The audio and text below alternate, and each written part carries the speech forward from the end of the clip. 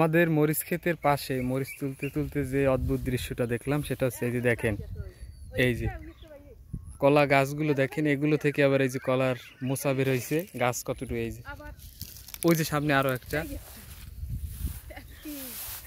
এই একটা, এই যে দেখেন গাছগুলো দেখেন, এই যে মানে এত ছোট গাছে কলা গাছের মোচা বের হয়, অদ্ভুত। এর আগে দেখছেন কিনা আপনারা?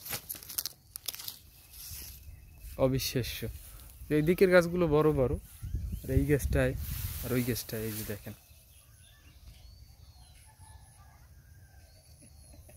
অবাক করা একটা বিষয়। এটা তো একদম এই যে ফুলের মতো বের হইছে, এটা তো এই যে ফুলের মতো বের হইতেছে একদম। দূরে আমাদের ওই যে সূর্যমুখী ফুল ফুটছে, বেশ সুন্দর দেখা যাইতেছে। এটা কোনো ছত্রাকের আক্রমণ হয়েছে, যার কারণে গাছগুলো বড় হয় না। আর যে মোচা বের হয়েছে, এই মোচায় কলাও হবে না, মনে হচ্ছে না যে হবে কলা।